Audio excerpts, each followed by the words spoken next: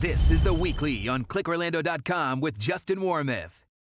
Good morning, I'm Justin Warmoth. Florida is one step closer to expanding cancer coverage for Florida firefighters. News 6 brought the concerns of first responders to state leaders, and it appears we're getting closer to changing the law. Investigator Mike Holfeld spoke with an Orange County firefighter who was denied benefits for having a form of cancer not covered under the current legislation. You hear cancer and you immediately think you're going to die. That's what's scary. Former Orange County Fire Lieutenant Travis Brown served his community as a paramedic firefighter for the last 27 years when cancer suddenly caught up with him. I started looking down the list and I don't see my cancer on there. Are you surprised? I was in shock, yeah. The veteran firefighter was sure he would have financial help under Florida's Senate Bill 426. Makes sense to you because essentially they're saying, sorry, you have the wrong cancer. Didn't make sense at all. And again, I just assumed all cancers were covered. Brown was diagnosed with cholangiocarcinoma, bile duct cancer. It was later detected in his liver. Now, under Senate Bill 426, firefighters diagnosed with 21 cancers are eligible for a one-time payout of $25,000, along with all out-of-pocket medical expenses.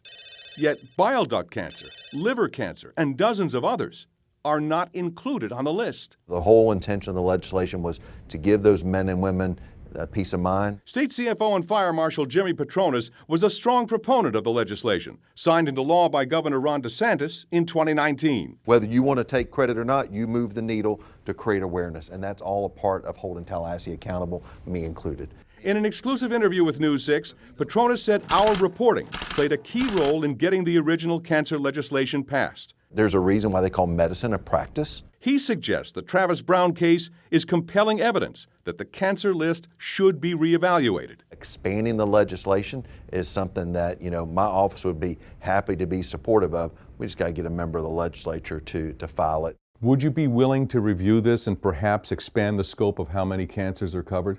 Well, I think we should. State Senator Linda Stewart co-introduced the original legislation. She tells me the original science was based on cancers linked to occupational hazards. Not all cancers were considered. Cancer is cancer in my book. It shouldn't matter what it is or where it is. It should count. We put our lives on the line for people. How hard is it to back us at the end when we need hope? And Mike joins us now. Mike, it's troubling to hear that, especially for that gentleman. What strikes me is he just didn't have, unfortunately, the right type of cancer, as bad as that is to say. Well, that was my pitch. Yeah. When I met with CFO Petronas and State Senator Stewart, once I said, are you going to really look them in the eye and say you have the wrong cancer? Mm-hmm. I mean, I understand the 21. That makes perfect sense, mm-hmm. including brain cancer. But bile duct cancer, for whatever reason, is not there. So we did some digging into this, and we reached out to the University of Miami, who apparently they have a cancer institute there, and they did the occupational hazard studies on this. They were one of several institutions that did this. They put the intel together, and if you look at the bill, it footnotes all of that research. The problem is, the research is old. It's like from 1976, so I almost fell out of my chair. I said, wait a minute, this isn't current. And when I talked to CFO Petronas about it, he said, it really is a learning process, and he says something I've said for years. It's the practice of medicine. We are still learning. There are no absolutes. And so we get that the consistent cancers that show up with occupational hazard studies are those 21. They didn't have bile duct cancer. I've got a guy that was at a hazardous fire, not one, but many, and he has bile duct cancer. What, I'm not going to give him the benefits? So I think what's going to happen is once I said that to CFO Petronas and State Senator Stewart, they both agreed we have to do something. Petronas said he'll back me if I can get a lawmaker to introduce the addendum. Stewart said she'll do it. And I have support on the Republican side too. So if we have this support on both sides of the aisle, I think we're going to win for the firefighters of this state. You already won once in 2019. As we go back in time and talk about this was not covered. No. Cancer, if a firefighter was diagnosed with cancer and they probably got the cancer while on the job, from the job, they were not covered for, they were not eligible to get benefits. And so you heard this story after story after story, brought this to the attention of state lawmakers. Does it seem to resonate as much as it did back then today? Well, listen, it was a hurry-up offense back there, and the lawmakers and firefighter unions, they wanted to get something on the books. And so we all agreed it was a first step. Does it resonate today? Absolutely it does. Did you know that Patronus's wife recovered from breast cancer? And our governor right now, the First Lady, is fighting breast cancer. They are sensitive to the impact of cancer. They know these guys go headfirst into fires, into buildings to protect their communities.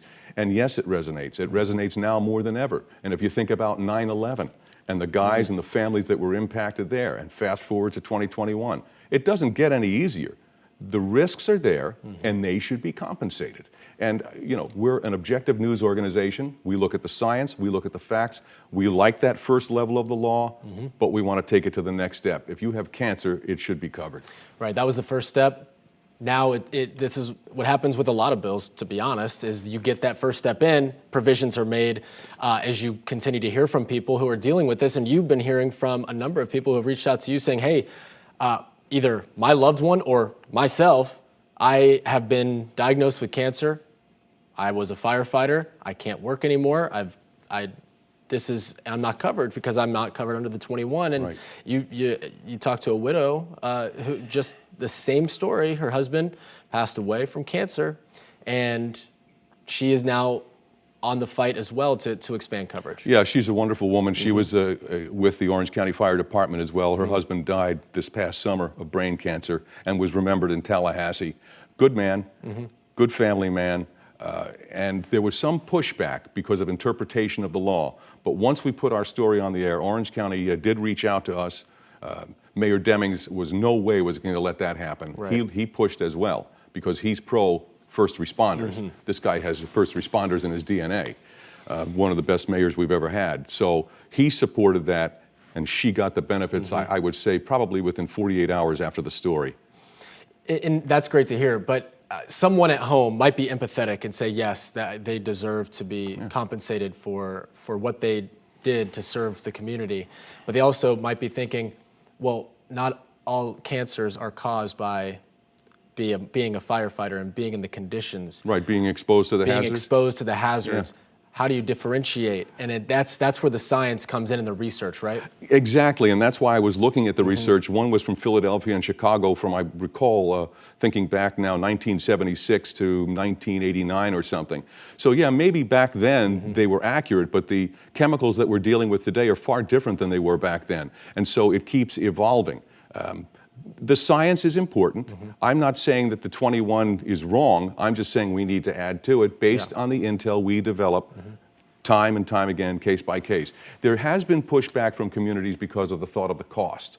Well, let's face it, not that many firefighters are going to come forward and say, hey, I had cancer, I need money. And it's not that much money anyway, it's $75,000. And if you're diagnosed, you get around $21,000 to help with out-of-pocket expenses. And as anyone that's gone through this, anybody watching now, if you have a family or friend that's gone through this, a family member and friend, you know it's expensive. It's an emotional toll, it's a financial toll, and we should be there for our first responders. Absolutely. And to your point, 21 is the number of cancers, more than 100 forms of cancer. Exactly. So there's a lot to, we're going to continue to hear, I'm sure, of other cases where people are either helped because legislation is passed and they're covered now, or if it's not, they got left out because they weren't in the 21 box. I'm going to break this on your show right now. I'm going to be sitting down with Attorney Jeff Bickler, who of course has represented hundreds of first responders over the years. He's based in Maitland. Senator Stewart and 2 Orange County firefighters. We're going to try to navigate what we need to do next. And this will just be phase 1. We're going to make an addendum to the existing law because Senator Stewart has a ton on her plate for the new session already. So we'll do the addendum. That won't require a new bill. Then we're going to talk about the language to give them more money. We think $75,000 may not be enough for a guy or a woman that sacrificed their life. Absolutely. But then, again, we're moving forward. We'll have that meeting, and it's the next step to changing the law for the better. So stay tuned. Exactly. Good to hear. All right, Mike's going to stick around. You mentioned session, something that probably will come up at session. The DEO website, as people continue to have issues with it, and Mike has been helping them with his Make Ends Meet segment. We're going to have more on that coming up right after this. Stay with us. This is The Weekly on ClickOrlando.com with Justin Warmoth. Welcome back. Since the beginning of the pandemic, more than a year and a half now, News 6 investigator Mike Holfeld has been getting results for Floridians. His Make Ends Meet segment featuring the ongoing issues with the Department of Economic Opportunity while helping countless folks get the benefits they deserve. One of his latest stories, a mother of 4 who after 7 months finally received her unemployment benefits. Like, just give it 30 days and you'll get your check. Well, that was almost 6 months ago. She's a single mom, makeup artist, and former conference sales professional with a message to Tallahassee. There should be no reason why day after day we're calling the DEO. You go through all the prompts and all they do is, sorry, nobody can take your call right now. Click. Simply put, she's fed up with the DEO. The system is just broken and there's nobody to fix it. Sarah Marie asked we not use her last name, but the longtime Fort Myers resident wants to go public with her personal fight. She's filed a lawsuit against the DEO because she's been waiting since February for thousands in unemployment benefits. Promised, but never paid. DEO is continuing to say, oh, this one slipped through the cracks. It's like, well, no, there is a fundamental problem with the entire system. Now, she says she's followed Make Ends Meet's legacy of success stories, and she decided it was time to contact us. You guys are very helpful, and I've seen you work miracles for so many other people. But it really is like a Band-Aid. I'm sure they'll write me a check and I'll take the check whenever that comes that I'm owed, but something is very wrong and it's infuriating. Sarah says she's on various mom groups on social media, all sharing tales of DEO missteps and frustrations. Something needs to change with the DEO. I think it's like embarrassing. If you are owed the money, if you have a legitimate claim, you will get that money. During a Zoom interview with Representative David Smith and State Senator Linda Stewart, the lawmakers agreed the DEO needs to revamp the system. Incrementally, little improvements have been made, but I think that we do need a new system and we just can't wait much longer. We're working on it, and we're about to head into the 2022 legislative session where I believe we will take action to make this a reality. Mike joins us now, so we have an update on this story. Mike, some Yes. good news. Oh, she's happy.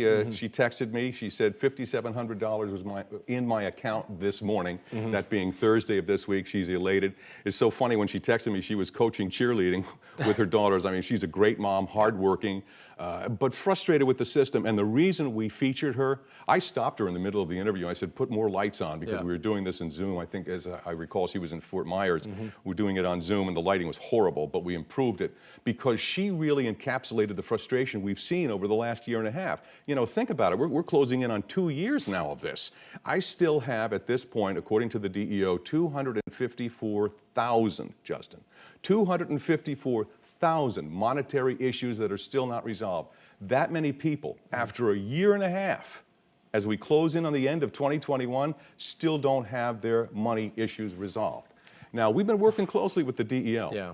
And remember, they've done some great work, too. We have millions and millions that have been taken care of. We have, I think it's 31.8 billion that we've paid out in this time. So they've done a yeoman's job. But Lord, they need to fix it. Yeah, I mean, that's bottom line. She is so fed up. You can hear it in her voice. She's not alone. No. I mean, she's a mom of 4.